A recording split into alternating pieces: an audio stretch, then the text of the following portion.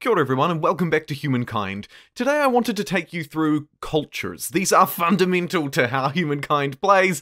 For those who don't know, in this wonderful game, after you get through the first Neolithic era, you're prompted to choose a culture, just like this. Once you choose a culture, you take it through into the next era, and every time the eras in the game change, you get to choose a new culture from a new list, or if you want to, you can stick with your existing one. That's the too long didn't read. The other important thing you need to know about this video is fame. Fame is the ultimate win condition for humankind, and it's earned by completing certain deeds, but the main way you do it is through these era stars. Earn era stars to earn fame and win the game. It's right there, and it's fairly straightforward. We'll talk about era stars a little bit later in this video, but for starters, let's actually do the very first action that you will do as a humankind player when it comes to interacting with the cultures in the game, or the civilizations in the game, and that is choosing your first one. You've just finished the Neolithic era, you've found your growth stars or whatever,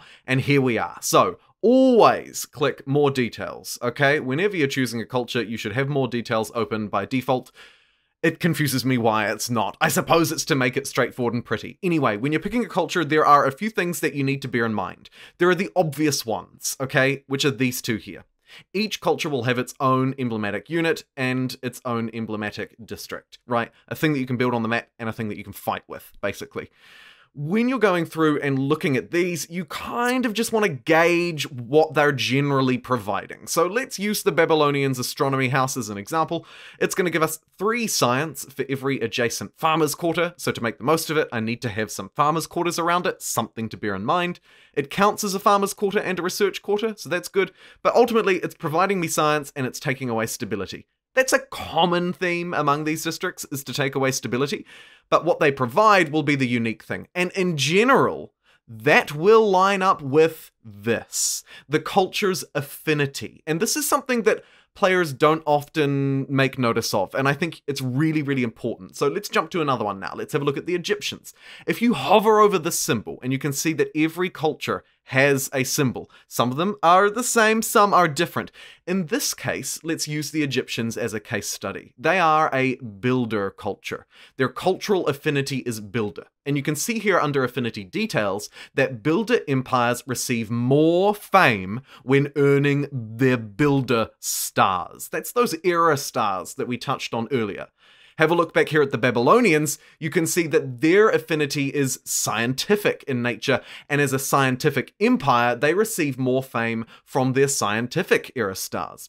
You'll also note that each culture has an affinity action. That's something you can do in the game as a one-off.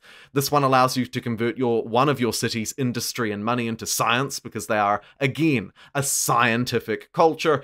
And finally, an affinity bonus. In this case, +1 era is available to your research, so you can research things further down the tech tree. That could be really significant if you want to rush nukes, right? Think about that. That's a really powerful thing to know. Tucked away here in the bottom of the culture screen. Affinity bonus. +1 era available to your research. And this is just one example of many things that we don't quite take notice of with our cultures when we're playing Humankind. I'm guilty of it, and indeed probably many of you are as well. The final thing that I need to really bring to your attention about cultures, and it's another really significant one, is this, the cultural trait. So every culture will have a different one, right? So as you go through, it's the very first thing that's listed here under more details. This one's really straightforward. Lust for war, +1 combat strength across the board, right? The Egyptians, an additional industry or production on tiles that are already producing it, and a 10% discount on those industry districts. Pretty good, right? What about the Babylonians? Well, +2 science per research technology on the capital. Great. The thing to note about these is that you keep these forever. So as you move through the game and likely change cultures many times through Humankind's following 6 eras, 6 different opportunities to change and modernize your culture, you keep this cultural trait, and indeed you keep every cultural trait that you pick up throughout the game. That means not only are these things powerful in isolation, but they stack. So if you take a scientific one in the first era, and then a scientific one in the second, and then the third, these bonuses will stack. Or you could choose to play it wide instead. Say you go with, for whatever reason, harmonious thought. You go +2 stability on districts. For the rest of the game, you will receive +2 stability on districts. So you can basically think about it as the -10 becomes a -8. But of course, that will scale as well with other benefits. This is the power of the cultural trait, and the reason, the number one thing really that you should take away from this video is when you're choosing a culture, particularly in the early game, right? You'll be able to take advantage of this trait for the rest of the game. Later in the piece, in one of the final eras, you may be only getting a few turns to use it, but these ones here, you use for the whole game. So choose wisely and keep that in the back of your mind when you're choosing it. Then when you're in the game, when you're actually playing the culture, there's something else that you need to bear in mind that a lot of us probably forget or overlook when we're trying to plan our cities and keep the barbarians happy and watch our opponents to see how quickly they're spreading, and also now there's a revolt because your stability dropped through the floor. I get it. There's a lot, right? There's a lot going on. However, don't forget to cast your eye up to the top left here when you're looking at your era stars and how close you can get to the next era. Don't forget, firstly, right? This is a trick of two parts. Firstly, open up this screen, have a look at your era stars, and hover over them and see what you actually need to do to get these stars. Your goal, of course, being to fill them up here up the top left to get to the next era. I'm, in this case, playing as the Egyptians, who are a builder culture. That means I get more fame from doing these ones. So I should try and build 18 districts. I currently have 12, so I've got 2 out of 3 stars.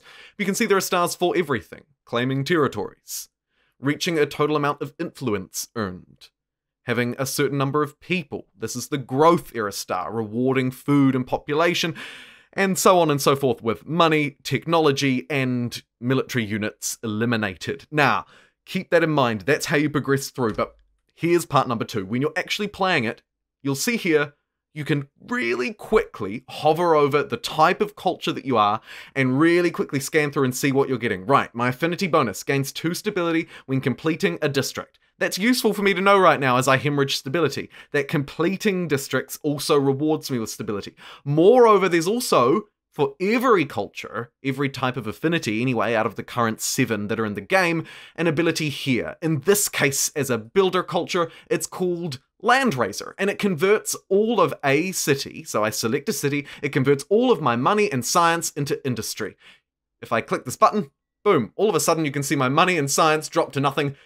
But boy, I'm getting a lot of industry here all of a sudden. These abilities are very powerful. Expansionist empires can literally take other territories using it. All sorts of crazy things can happen. Scientists do a similar thing to builders, but with science. Lots of fantastic things to take advantage of, so do make sure that you firstly hover over and remind yourself what you're working with, and secondly, try and make the most of this ability, because it's usually worth doing on cooldown in some cases, but at least worth pursuing every era.